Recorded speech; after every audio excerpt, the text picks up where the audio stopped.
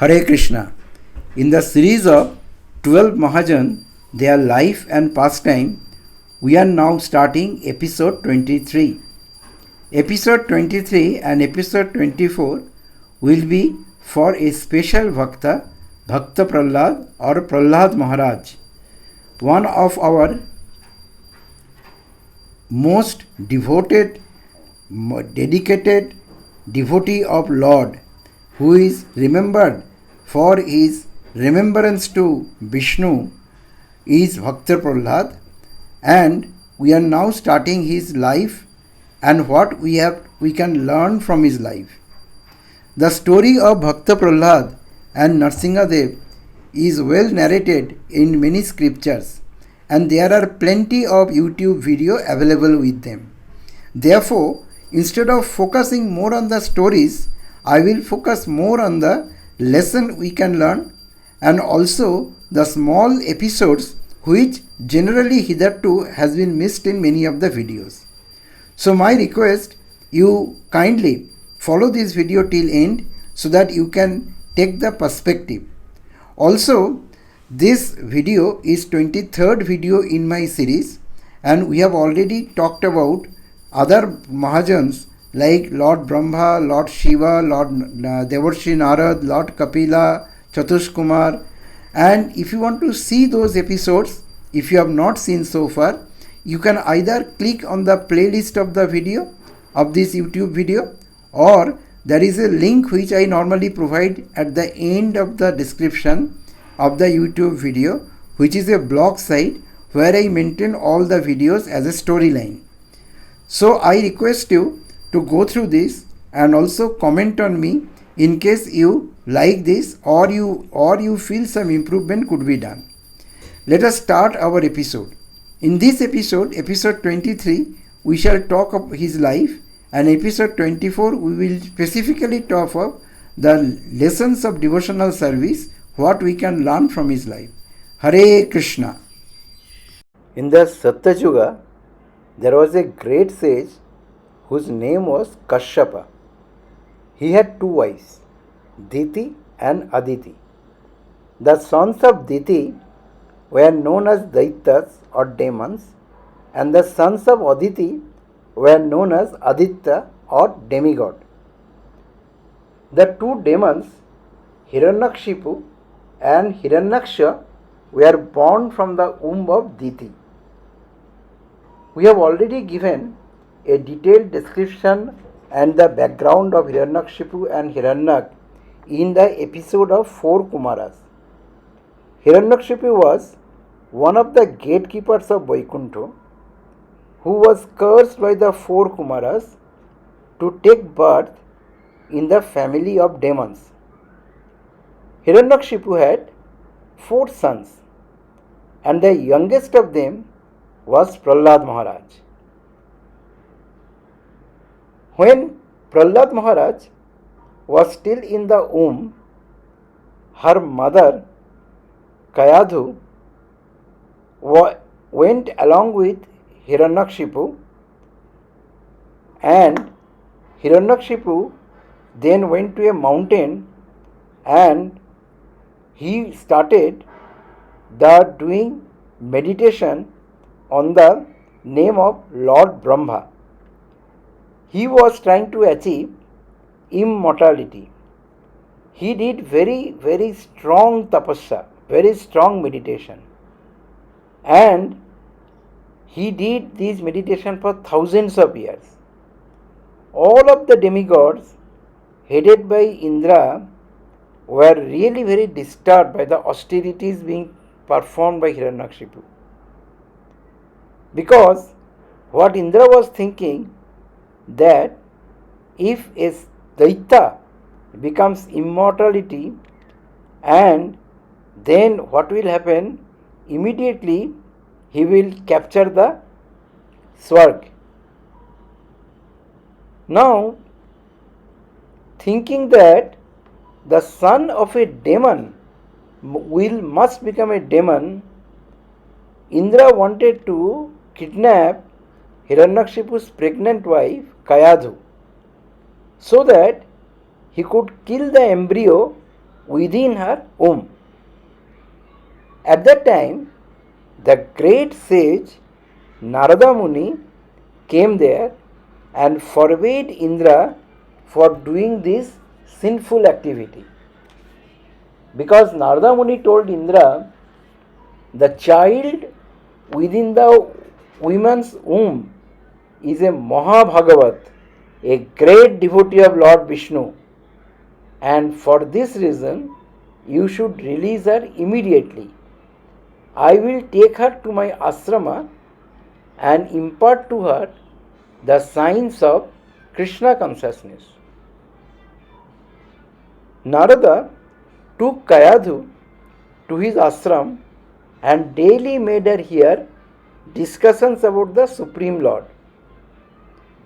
The child Prahlada also heard Narada's talks even though he was in the womb of his mother. Then, when Hiranyakshipu returned home after completing his penance, Narada returned Kayadhu to him. To reward Hiranyakshipu for his austerities, Brahma appeared before him and asked him to take a benediction. Hiranyakshipu prayed, O Lord, please give me the benediction so that I can become immortal. Lord Brahma replied, that is impossible. Anyone who takes a birth has to die, including me. Hiranyakshipu then said, please give me the benediction that I will not be killed by any created being, nor will I be killed in the water, on land, in the sky, during the day, during night, inside the house, outside the house, or by any weapon. Lord Brahma replied, let it be so. In due course of time, Kayadhu gave birth to Prahlad. By the time Hiranyakshipu had become very powerful and he started torturing all demigods, he conquered the entire Swarg, conquered the Patal, he became the owner of the three lokas, and he stopped almost all kind of worship, demigod worship. Because he said, he being the owner and he being the supreme powerful, there should not be any reason to do any kind of worship to the devotees. So devotees were naturally very annoyed, but they could not do anything because Hiranyakshipu was very powerful and he captured almost all of them. When he was about to even capture Yama and take out the Yam Danda, then Lord Narayan felt that this is beyond the limit of the natural symptoms. So, therefore, we now come to the story of Bhakta Prahlad. Hiranyakshipu became very happy with birth of his child Prahlad, and he was given utmost care until he is 5 years old. When he was 5 years old, Prahlad was sent to two sons of Shukracharya named Sanda and Amraka, so that he could learn the subject of the political science. Hiranyakshipu warned the teachers, make sure that Prahlada never utters the name of Vishnu, Narayana or Govinda, who is our greatest enemy. If you cannot teach him this properly, he will not be spared. But right from the birth, Prahlad always chanted the holy name of Lord Vishnu, although he apparently did not learn this from anyone. This was the result of what he heard while in the womb of his mother. Hiranyakshipu always thought about Lord Vishnu had killed his brother and therefore Lord Vishnu is his enemy. His brother was Hiranyaksha, who was killed by Varaha avatar. So he considered Lord Vishnu his greatest enemy. One day, when Prahlada was some 5 years old, in order to test his son, Hiranyakshipu placed him upon his lap and said, "My dear boy, tell me that what is the best thing you have learned in your school?" Bhakta Prahlada replied, "My dear father, one who has accepted a material body for enjoying the sense gratification in household life is certainly embarrassed by many miseries. He should therefore go to the forest and take shelter of the Supreme Personality of Godhead, Lord Krishna.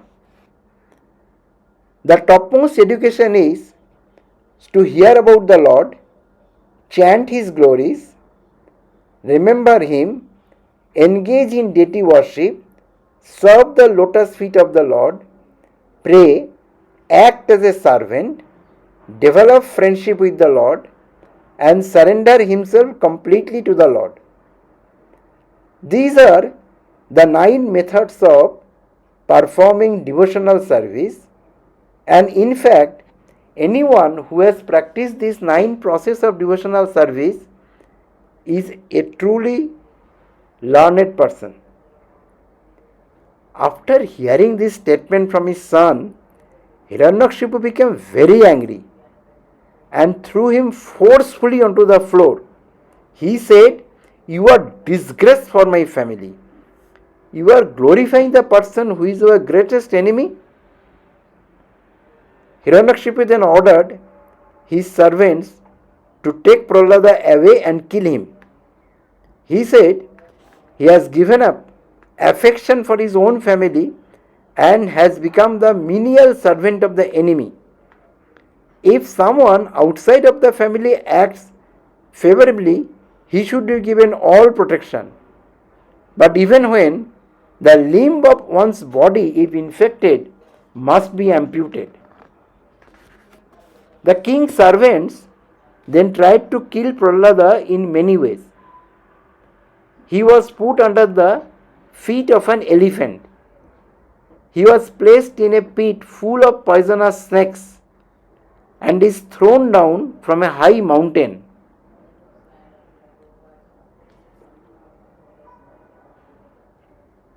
And every time Prahlada did not die because he was engaged in constantly remembering the names, forms, qualities and pastimes of Supreme Lord. Because Prahlada was a surrendered soul, he was completely protected by the Supreme Lord himself. Prahlad used to instruct his fellow students when the teachers went home to have their meal. He used to tell them that the intelligent person will utilize his rarely achieved human form of life to learn about the science of Krishna consciousness beginning from childhood. Devotional service to the Lord is natural because we are by all means the eternal servants of Lord.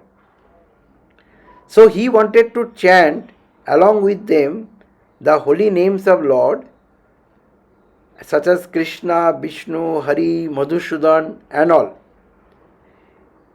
It is the duty of all those who are afraid of material existence to take complete shelter at the lotus feet of the Supreme Lord. People who are busy in sense gratification and enjoyment and who are attached to the object of the senses suffer various miseries and consequences. So what is the use of learning political science when one consider someone as a friend and someone else as an enemy. After hearing these instructions of Prahlada, the other children of demons lost interest in studying materialistic knowledge. They developed firm faith in Supreme Lord. When all attempts to kill Prahlada failed, Hiranyakshipu began to wonder that what best he can do, what more he can do. And thus Hiranyakshipu ordered his sister Holika to take Prahlad in her lap and enter the fire. Holika had a benediction from Lord Brahma that fire cannot burn her. So Holika took Hiranyakshipu on her lap and entered the fire. But in reality, the Supreme Personality of Godhead, Lord Vishnu, protected Hiranyakshipu and Holika was completely burned. Even today, in India, before Holi, we celebrate Holika Dahan, is exactly the same remembrance of the same episode. So Hiranyakshipu was completely bewildered that by any means he was not able to kill Prahlad. So he asked Prahlad, being completely frustrated, tell me where you are getting the power to defy me in this way, because I am the emperor of the entire lokas. All devotas, asuras, gandharvas, yakshas are all under my control. You are just a 5 years old boy, how you are getting that power? Bhakta Prahlad replied, the source of all power and source of even Hiranyakshipu's power is same. This ability comes by the mercy of the Supreme Lord Hari.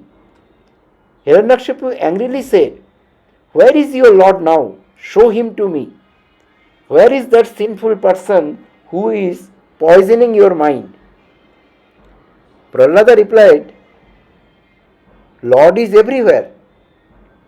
Then Hiranyakshipu challenged him, tell me, is Lord present within the pillar? As he showed a large pillar. Prahlada replied, yes, the Lord is present within this pillar. In a fit of rage, Hiranyakshipu got up from his throne, went and pounded his fist against the pillar, smashing it into pieces. Then a tremulous sound was heard coming from the pillar. That sound was so terrifying that even Hiranyakshipu fearfully looked here and there, trying to search out his origin. Then suddenly, just to prove the truth of this devotee's word, an amazing personality appeared from the shattered pillar. It was the half man, half lion incarnation of the Supreme Lord, named Sri Narsimha Deva. His eyes were red like fire, and he roared so loudly that the sound reached Brahmaloka. In the fight that ensued, the entire earth shook. Finally, after a lot of fight with Hiranyakshipu and killing all his soldiers, Lord Narsimha placed Hiranyakshipu on his lap and pierced his belly with his sharp nails. In this way, Lord killed Hiranyakshipu without violating any of the benediction given by Brahma. Hiranyakshipu was not killed during the day or night, he was killed at the dusk. He was not killed by any created being, he was killed by unborn Supreme Personality of Godhead. He was not killed by any weapon, he was killed by the nails of the Lord. He was not killed in the palace nor outside, he was killed on the threshold. And after that, Lakshmi Devi, Brahma, Shiva and other demigods, they came and offered obeisances and prayers to Lord. However, none of them dared to approach Lord Narsimha Deva, for he had appeared in a very fierce form. And finally, Brahmaji and others asked Prahlad Maharaj to pacify Lord. Lakshmi Devi had told him, my dear son, The Lord has appeared today only because of you. Therefore, please go and try to pacify the Lord. Prahlad Maharaj was not afraid to approach Lord Nrsimhadev. Just as a cub is never afraid to go near his mother lioness, Prahlad Maharaj offered many nice prayers, after which Lord Nrsimhadev put him on his lap. At that time, Lord gave Prahlad Maharaj a benediction. My dear son, now you will become the emperor of the entire world. You will achieve everlasting fame by mercy. Do not worry. None of the activities will impede your pure devotional service unto me. But if you choose, you can now itself come back to Vaikuntha along with me. Prahlad Maharaj said, My dear Lord, I wish to ask for one more benediction. He said, I know that my father was completely purified by your touch. Still he had committed so many offenses against you and your devotees. I beg that he may be excused by you. In reply, Lord assured Prahlad Maharaj that not only had his father become purified from all his sins, his entire dynasty had been delivered. Thereafter, Prahlad Maharaj said he do not want to go back to Godhead right now because he has to deliver many of his friends and relatives who all are in the Asur Yoni. Thereafter, by the will of Supreme Lord, Prahlad was crowned as the emperor of the earth, and sometime thereafter Narad Muni narrated following story to King Yudhishthira.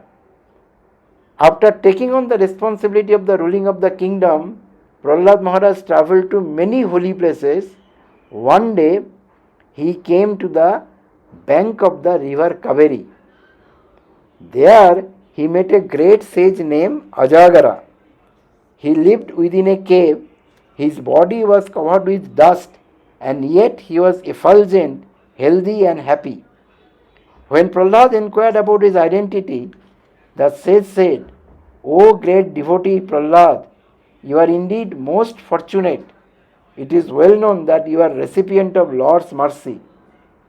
After travelling through the different species of life, I have realized that the perfection of life is achieved only by pleasing Supreme Lord Sri Hari, while giving up all material desire.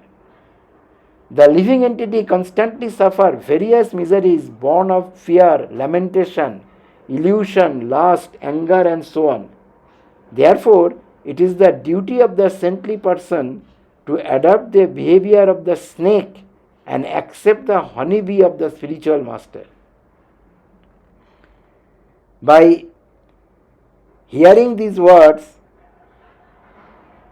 of Ajagar Muni, Prahlad became very satisfied. After offering the sage obeisances, he returned to his palace. Thereafter, Prahlad ruled his kingdom for 36,000 years, and at the end he went back to Godhead. Receiving blessings of such a Mahabhagavata in life of a human life is very rare. Prahlad is one of the rarest of 12 Mahajanas who had the opportunity of seeing not only Nrsimhadev, but when his grandson Bali Maharaj ruled the earth, he had the opportunity to see Vaman Avatar as well. Prahlad Maharaj's story is narrated in many scriptures including Srimad Bhagavatam. In the next video, we will discuss what we can learn from Prahlad Maharaj's life. As of now, let us conclude this video now. Hare Krishna, Krishna Krishna, Hare Hare, Hare Ram, Ram Ram, Hare Hare. Jai Nrsimhadev Bhagavan ki Jai, Jai Bhakta Prahlad Maharaj ki Jai. Hare Krishna.